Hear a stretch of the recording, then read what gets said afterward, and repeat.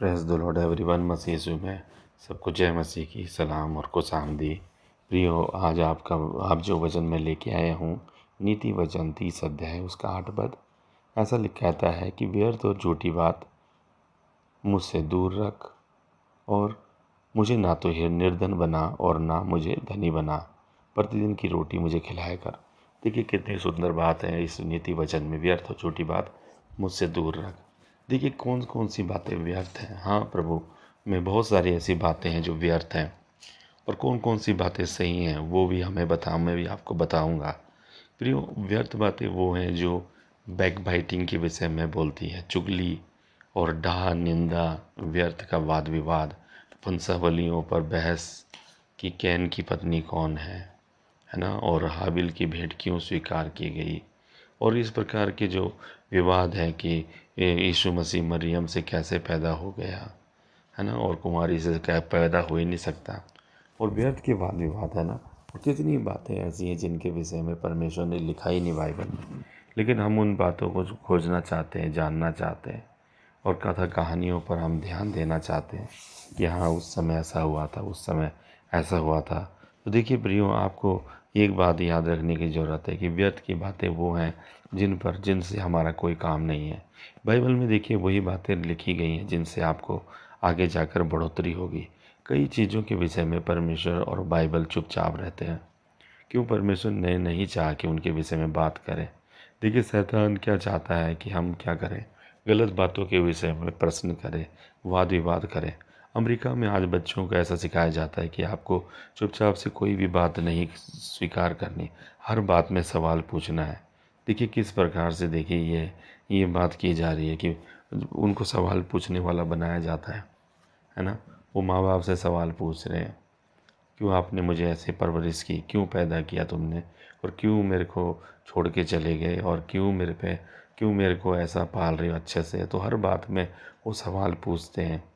सवाल पूछना गलत नहीं है, लेकिन उन विषयों पर जब हम हर चीज़ में शक में आ जाते हैं, फिर वो शैतान क्या चाहता है कि हर बात में हम संदेह करें, तर्क दें, वाद विवाद करें, जहाँ पर हमें केवल विश्वास करना चाहिए।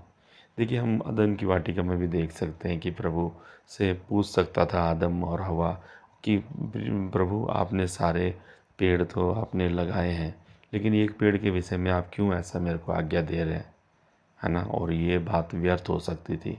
क्यों परमेश्वर ने रखा होगा, कोई रीज़न तो होगा कि परमेश्वर जांचना चाह रहा होगा कि वो मुझसे कितना प्यार करता है, लेकिन हर चीज़ का जवाब देना उचित नहीं है। तो यही बात आपको व्यर्थ है, जो व्यर्थ बातें जिनमें हमें क्या है, वाद विवाद होता है, उन पे व्यर्थ बातों पर नहीं ध्यान दे रहा है। भजन संहिता इस प्रकार से कहता है कि मेरा मन तेरे, जैसे दूध पिलाए हुए बच्चे के समान मेरा मन तेरे हाथों में रहता है। दूध पिलाए हुए बच्चे, दूध छुड़ाए हुए बच्चे का मन जैसा रहता है। देखिए दूध, माता जो है अपने बच्चे को एक समय पर दूध छुड़वा देती है, तो बच्चा ये कहता है कि ठीक है कोई बात नहीं, मैं तेरी गोदी में तो रहूँ, तू दूध नहीं दे रही लेकिन गोद में तो रहूँ। तो ऐसा चुपचाप रहता है और वो दूध को देखता रहता है माँ के। ठीक है, उसे नहीं पता होता उस समय माँ ऐसा क्यों कर रही है, तो ज़रूर माँ ने कुछ कारण से किया होगा ना, है ना। और माँ ने किया होगा तो कुछ कारण से, ताकि बच्चा अन्न खा सके। देखिए, और उस चीज़ की गहराई बच्चा उस समय नहीं समझा सकता, है ना। बच्चे को समझाया भी जाएगा तो कोई कौन सी माँ ऐसा समझाती है कि नहीं बेटा तुझे चावल खाने हैं, अब नहीं बेटा तुझे रोटी खानी है, तुझे दूध नहीं पीना है। ये बात माँ नहीं समझा पाती। माँ ये बोलती नहीं बेटा अभी नहीं, ये अब नहीं पी, अब मत पी, वो डायरेक्ट छुड़वा देती है। तो यही बातें हैं। और अगर वो बोलती भी है कि नहीं बेटा तेरे को दूध नहीं पीना है, तो वो पीछे पड़ा रहता है, क्यों नहीं पीना है। फिर उसे समझाएगी, उसके बाद फिर वो शाम को बोलेगा क्यों नहीं पीना है। तो ऐसा कहने का मतलब है उसकी उम्र नहीं है वो बात समझने की। आप और हम कई बातों को समझ नहीं सकते। इसलिए यहाँ पर जो नीति वचन लिख रहा है वो कह रहा है कि ये व्यर्थ और झूठी बात मुझसे दूर रख, मतलब वो बात ही मेरे पास मत आने दे जिससे मैं सवाल करूँ तुझ पे, है ना, और मेरे अंदर विश्वास को बना रहे। तो ये एक बात है कि जो व्यर्थ और झूठी बात हमें दूर रखनी है।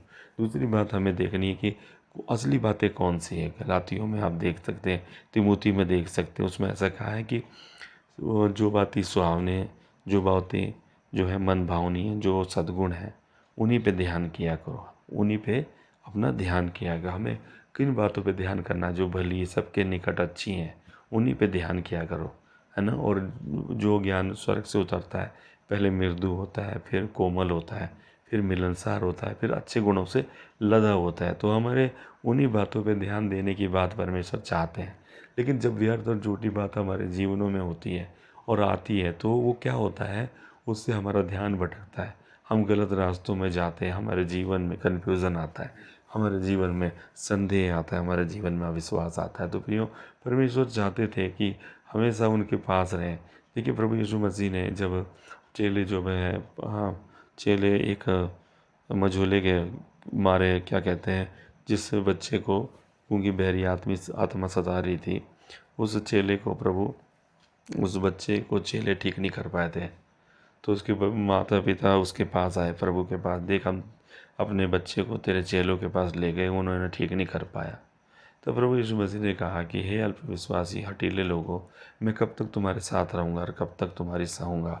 तो कहने का मतलब प्रभु ये था कि तुम व्यर्थ विचार क्यों करते हो कि ये ठीक नहीं हुआ या उसने ठीक क्यों नहीं कर पाया, ला उस बच्चे को। और प्रभु यीशु मसीह ने उसे डांटा और उसमें से दुष्ट आत्मा को निकाल दिया। तो ये देखिए कितनी बड़ी बात थी। तो प्रभु यहाँ पर व्यर्थ बात क्या थी? व्यर्थ बात ये थी कि हम शक करने लग जाएं, हम क्यों नहीं निकाल पा रहे। तो प्रभु ने कहा ये उपवास और प्रार्थना के द्वारा जाती है। इसका मतलब है कि हमें प्रभु यीशु मसीह में सीखने की ज़रूरत है कि प्रभु यीशु मसीह ने क्या किया था। एक बार की गवाही है, एक व्यक्ति जो है मृतकों को जलाने की सेवा करता था। तो उसने सोचा कि मैं जो हूँ मृतकों को जलाऊंगा, मरे हुओं को जलाऊंगा।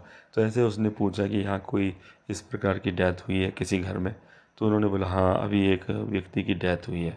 और वो खुश हुआ, प्रभु का दास, ठीक है मैं अभी ठीक करता हूँ उसे। और वो ठीक करने लगा और प्रभु यीशु के नाम से उसे उठाने लगा, लेकिन वो नहीं उठा। तो देखिए वहाँ पर वो उसका मन संदेह से भर चुका था। लेकिन उसने फिर से अपनी बाइबल में देखा, और जब बाइबल देखी तो बाइबल में पाया कि वहाँ पर ऐसा था कि प्रभु ने सारे जो रोने वाले थे उनको कमरे से बाहर निकाल दिया था। और उसके बाद प्रार्थना की तो वो याईर की बेटी उठ गई थी। तो प्रियो, उसने भी ऐसे ही किया और वहाँ से जो है जो भी रोने वाले थे उनको बाहर कर दिया, और केवल उसके माता पिता को अपने चेलों के साथ खुद खड़ा रहा। और प्रभु ने उसका हाथ उठाया, उस बेटी को चंगा कर दिया। तो ये है व्यर्थ और झूठी बात जो जो हमारे को हटानी अपने जीवन से, जो अविश्वास को बढ़ावा देती है, जो जो हमारे जीवन में संदेह लेकर आती है। और प्रभु यही चाहता है कि यही वो नीति वचन का लिखने वाला चाहता है कि व्यर्थ और झूठी बात मुझसे दूर रहे। क्योंकि जितना ज़्यादा आप व्यर्थ की बातों से, अखबार से, बैड न्यूज़ से अपने दिमाग को भरोगे, उतना ज़्यादा आपके अंदर परमेश्वर का विश्वास का सामर्थ्य वचन जो है काम नहीं करेगा।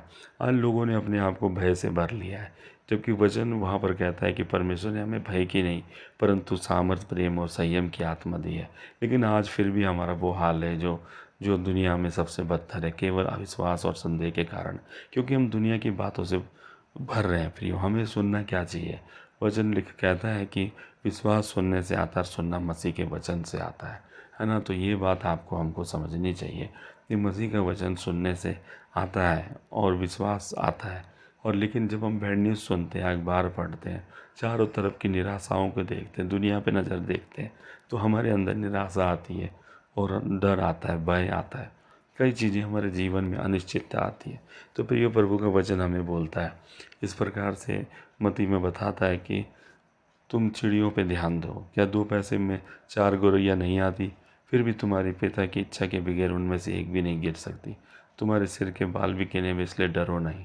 तो प्रिय, परमेश्वर ने हमारे सिर के बाल इसलिए गिले हैं क्योंकि वो हमें बताना चाहता है कि उसे हमारा ख्याल है। तो इसलिए प्रियो, हमें जो है व्यर्थ और झूठी बातों से अपने आप को धोखा देने की ज़रूरत नहीं, न व्यर्थ की खबरों से अपन डरने की ज़रूरत है। जैसे अय्यूब के पास 4 खबरें आई कि जब वो अय्यूब पे अटैक हुआ, अय्यूब पर शैतान का हमला हुआ, तो संपत्ति गई, भेड़ बकरी गए और दास दासी ख़त्म हुए, उसके बच्चे ख़त्म हो गए। तो व्यर्थ बातें 4 उस पर पहुँचाई गई, है ना। और उनसे उसका दिल टूट रहा था, तो भी उसने हिम्मत बांधी। तो देखिए, ये व्यर्थ और झूठी बात है। और उसके बाद जब हम देखते हैं, उसके बाद उसके 3 मित्र आए और उन मित्रों ने उससे बातें करनी शुरू करी, उससे विवाद करना शुरू करा। तो उससे क्या हुआ, उसका दिल टूट गया, है ना। और उसने क्या किया, पर निंदा करना के लिए मुंह खोल ही रहा था। देखिए ये एक बात है। तो फिर व्यर्थ और झूठी बात जब आपके पास रहेगी तो आप निंदा में फंसे रहेंगे। तो मैं चाहता हूँ और प्रभु चाहता है कि आप इस बातों में ना फंसे, वरन जो है भली बातों पर ध्यान लगाएं। आइए हम प्रार्थना करेंगे। और विशेषकर प्रभु अब जो दूसरी बात है, प्रतिदिन की रोटी हमें दिया कर। फिर प्रियो वचन में लिखा है धनी होने के लिए परिश्रम ना करना। देखिए हम तीनों समय खाना खाते हैं और चौथा टाइम नहीं बना है, लेकिन इन तीनों समय में जब हम खाना खाते हैं तो हम देखते हैं कि हम अपने जीवन में जो है शरीर में तो पूरी पूर्ति पाते हैं, लेकिन फिर हमारे अंदर क्यों ऐसी होड़ हो जाती है कि हमें अगले दिन और 2 बार 3 बार खाना है। क्योंकि जब वो खाना खाते हैं तो हमारे अंदर क्या है, चिंता आती है कि हम अगले दिन के लिए खाना है, ऐसा खाना खाना है, इससे बेहतर खाना खाना है, कहीं ये खाना ख़त्म ना हो जाए। इस चीज़ की अनिश्चितता आती है। ये सब भी किस वजह से आती है? व्यर्थ और झूठी बातों से। क्योंकि अकाल पड़ रहा है जी, कल का कुछ पता नहीं है, बारिश आए नहीं आए। तो इस प्रकार की अनिश्चितता, चिंता, जीवन का धोखा जो है उन लोगों को रोटी कपड़ा मकान कमाने के लिए प्रेरित कर रहा है। लाखों रुपए जिसके पास है वो करोड़ों कमा रहा है, करोड़ों की जिसके पास है वो अरबों रुपए कमाने जा रहा है। हर आदमी कमा रहा है, लेकिन कमाने पे उसकी ख़त्म नहीं हो रहा। बीते दिनों में एक सर्वे हुआ, उसमें शाहरुख खान को पता नहीं कहते हैं कि बिलियनियर की लिस्ट में उसे माना गया, विश्व के सबसे ज़्यादा करोड़ों में वो माना जा रहा है। और उसमें ऐसा बताया गया कि लगभग 1200 करोड़ रुपए उसकी संपत्ति है। ठीक है, तो अगर उसका ब्याज निकाला जाए तो लगभग 500 करोड़ रुपए होता है। तो एक ने जब उसका सर्वे निकाला तो 500 करोड़ रुपए वो एक साल में खर्च नहीं कर सकता। तो अभी भी वो ऐड क्यों कर रहा है, अभी भी क्यों कमा रहा है? क्योंकि इंसान की नीयत नहीं बढ़ती, उसका मन नहीं बढ़ता। इसलिए यहाँ पर वचन में कहा गया है कि तुम अब जो है जो रोटी हम खा रहे हैं, हमें जो है धनी ना कर, ना हमें निर्धन कर। धनी हो जाऊंगा तो कहीं ऐसा ना हो कि मैं अपने आप को भूल जाऊं कि तू कौन है, और निर्धन हूँ तो कहीं ऐसा ना हो कि मैं चोरी करने लगूं। ये बात प्रभु प्रभु का दास यहाँ पर कहता है कि हमें क्या करना है, प्रतिदिन की रोटी हमें खिलाए कर। कहने का मतलब हमारा मन व्यर्थ चिंताओं में, अनिश्चितताओं में, इस जीवन में ना पड़ जाए। जैसे लूका 21 अध्याय 34 से 36 में ऐसा लिखा है कि तुम्हारे मन खुमार मत वालेपन इस जीवन की चिंता से सुस्त न हो जाए कि वो दिन तुम पर अचानक फंदे के समान आ पड़े। तो प्रियो, हाँ, हमें संसार में नहीं फंसाना है। ये सब क्षण भंगुर है, एक दिन समाप्त हो जाएगा।